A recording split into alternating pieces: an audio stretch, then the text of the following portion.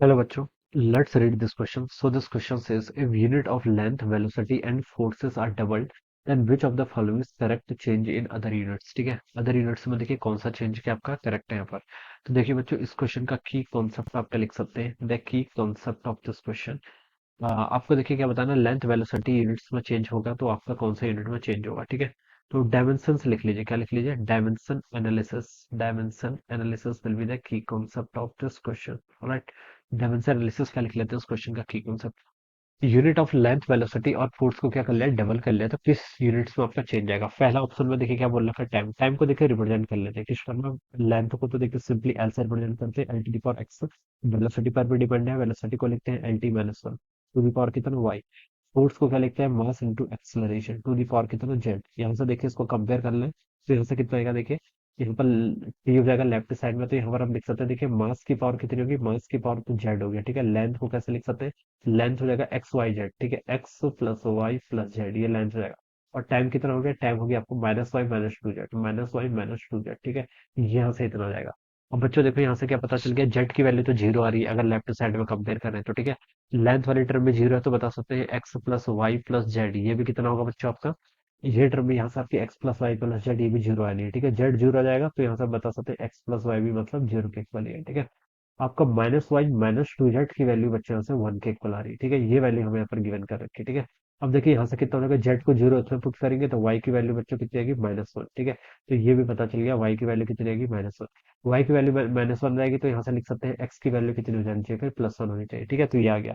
तो टाइम की डिपेंडेंसी तो देखिए आपने बता दिया। ठीक है, लेंथ पर कैसा है, लेंथ पर तो डायरेक्टली प्रोपोर्शनल है वाई। ठीक है, यानी कि वेलोसिटी पर क्या आएगी आपकी, माइनस वन, यानी कि वेलोसिटी वाली डिनोमिनेटर में हो जाएगा। और आपका जेड तो जीरो है। ठीक है, तो टाइम को सिंपली आप ऐसे लिख लीजिए, देखिए हम कैलकुलेट भी नहीं करते तो भी बता सकते थे। ठीक है, टाइम लेंथ बाय वेलोसिटी हो जाएगा। तो ये आपका देखिए क्या बोल रखा है, लेंथ और वेलोसिटी को डबल कर दिया तो लेंथ आपका 12 हो जाएगा, वेलोसिटी भी 2 भी हो जाएगा। ठीक है, तो 2 से 2 कैंसिल, तो देखिए टाइम तो आपका अनचेंज रहेगा। ठीक है, तो हमसे वही पूछा which of the following is correct change. ठीक है, करेक्ट चेंज कौन सा है, unit of time is unchange, तो बच्चों हम बता सकते हैं कि ये स्टेटमेंट क्या होना चाहिए आपका, यूनिट ऑफ करेक्ट चेंज। ठीक है, तो टाइम तो देखिए क्या रहेगा आपका, अनचेंज रहेगा, तो यह स्टेटमेंट तो बिल्कुल करेक्ट है। ठीक है, अब आगे मूव करते हैं, आगे देखिए क्या बोल रखा है, सेकंड में बोल रखा है कि मास के यूनिट पे क्या फर्क पड़ेगा। मास को भी देखिए ऐसे लिख लीजिए, कितना हो जाएगा L to the power X, यहाँ से बता सकते हैं, बस सिंपली मास पुट कर देना है। ठीक है, तो देखिए कितना हो गया M to the power Z, right वाले टर्म को मैंने ऐसे ही रह दिया, X plus Y plus Z ऐसे ही हो जाएगा। ठीक है, टाइम कितना हो जाएगा minus Y minus two Z. ठीक है, यहाँ से आप देखिए अगेन कैलकुलेट कर लीजिए, यहाँ से देखिए जेड की वैल्यू वन आ गई, कितनी आएगी, जेड की वैल्यू वन आ गई। ठीक है, यहाँ पर ही मास के टर्म है, यहाँ पर ही मास के टर्म है। ठीक है, लेंथ के टर्म में नहीं है तो बता सकता हूँ X plus Y plus Z बच्चों कितना हो जाना चाहिए, जीरो के इक्वल हो जाना चाहिए। ठीक है, और यानी कि एक्स प्लस वाई यहाँ से माइनस वन के इक्वल हो जाना चाहिए, क्योंकि जेड तो हमारा वन है, यहाँ पर पुट कर लेंगे। Minus Y minus two Z भी जीरो के इक्वल है, तो यहाँ से बता सकते हैं वाई की वैल्यू बच्चों कितनी हो जाएगी, माइनस टू जेड के इक्वल। और जेड की वैल्यू वन है तो वाई की वैल्यू बच्चों कितनी होगी, यहाँ से माइनस टू। तो वाई माइनस टू हो गया, जेड कितना हो गया, यहाँ से वन हो गया। ठीक है, और एक्स एक्स प्लस वाई। ठीक है, एक्स कितना हो जाएगा, यहाँ से एक्स लिख लीजिए माइनस वाई और यहाँ से माइनस वाई। ठीक है, तो ये आपका वन के इक्वल हो जाएगा, एक्स की वैल्यू कितनी होगी, वन के इक्वल होगी। ठीक है, तो ये आपके एक्स वाई जेड तीनों की वैल्यू क्या कर दी, कैलकुलेट कर दी। अब इसके ऊपर पुट कर लो, देखो ये कितना हो जाएगा, मास पे कैसे डिपेंडेंसी है, वन से है तो वन हो जाएगा।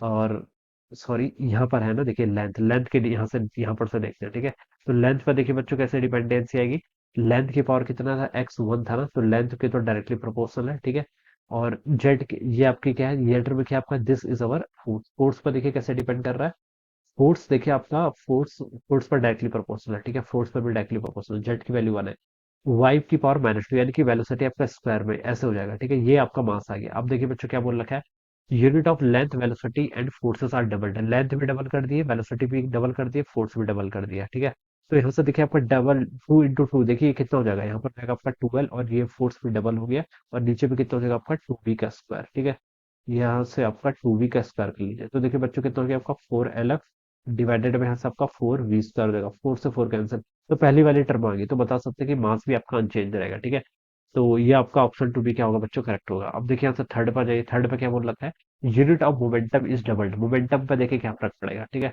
मोमेंटम पर आपके यहाँ से क्या फर्क पड़ेगा मैं बता रहा हूँ। मोमेंटम देखिए क्या होता है, मोमेंटम होता है आपको मास इंटू वेलोसिटी, यानी कि M L T minus one, ऐसे मैंने मोमेंटम को लिख लिया। ठीक है, इसको यहाँ से इस टर्म के इक्वेट कर लेते हैं, तो M to the power Z है। ठीक है, बस ये टर्म तो सेम ही रहेगी। ठीक है, सब में। ठीक है, L X plus Y plus Z ऐसे हो जाएगा, और टाइम कितना है, minus Y minus two Z. ठीक है, यहाँ से कंपेयर कर लीजिए। देखिए जेड की वैल्यू तो बच्चों वन आ गई है सिंपली, ठीक है, जेड की वैल्यू कितनी है, वन आ गई है। X plus Y plus Z की वैल्यू भी कितनी है, वन है, ठीक है। तो बता सकते हैं देखिए जेड तो वन ही है, तो एक्स प्लस वाई कितना हो जाएगा, जीरो हो जाएगा, ठीक है, एक पर भी यहाँ से याद है, ठीक है। और यहाँ से देखिए क्या लिख सकते हैं आपका, minus Y minus two Z की वैल्यू कितनी आएगी, यहाँ से माइनस वन के इक्वल आ गई, ठीक है। ये बता सकते हैं। अब जेड की वैल्यू वन है तो यहाँ पर पुट कर लीजिए, तो माइनस वाई और यहाँ से minus two it equal to minus one, ठीक है। और यहाँ से माइनस वन की वैल्यू जाएगी, माइनस वन प्लस टू कितना होता है, वन के इक्वल, ठीक है। तो वाई की वैल्यू बच्चों कितनी होगी, यहाँ से माइनस वन। तो वाई भी आपने कैलकुलेट कर लिया, कितना हो गया, माइनस वन हो गया, और एक्स कितना हो जाएगा यहाँ से, प्लस वन के इक्वल, ठीक है। तो ये तीनों कैलकुलेट कर लिया। अब देखिए यहाँ पर से लिख लीजिए, यहाँ से जो आपका क्या है, मोमेंटम है। मोमेंटम का देखिए कैसे डिपेंडेंसी है, मोमेंटम पे देखिए आपकी, यहाँ से हम लिख सकते हैं देखिए एक्स कितना है आपका, एक्स वन है, ठीक है, तो लेंथ के तो डायरेक्टली प्रोपोर्शनल होगा, ठीक है। वाई कितना है, माइनस वन, ठीक है, तो वेलोसिटी आपके डिनोमिनेटर में जाएगी, ठीक है। और जेड कितना है बच्चों, जेड यहाँ से वन के इक्वल है, तो और ये क्या फोर्स, ठीक है, तो फोर्स यहाँ पर आ जाएगा। अब देखिए बच्चों क्या बोल रहा है, length velocity and force double, ठीक है। लेंथ वेलोसिटी एंड फोर्स को अगर हम डबल कर देंगे, ठीक है, तो ऊपर वाले टर्म देखिए मोमेंटम आपका टू टाइम्स हो जाएगा, मोमेंटम आपका डबल हो जाएगा, तो unit of momentum is double, तो थर्ड ऑप्शन बिल्कुल करेक्ट है, ठीक है। तो बच्चे यहाँ से सारे करेक्ट हो गए, फिर मोस्ट अप्रोप्रिएट आंसर क्या होगा इसका, ऑप्शन फोर, ठीक है। तो बच्चे लिख सकते हैं क्या, option four will be the right answer of this question. तो इस तरीके से क्या करेंगे, इसको सॉल्व करेंगे, राइट। तो I hope you all understood this concept, all the best and thank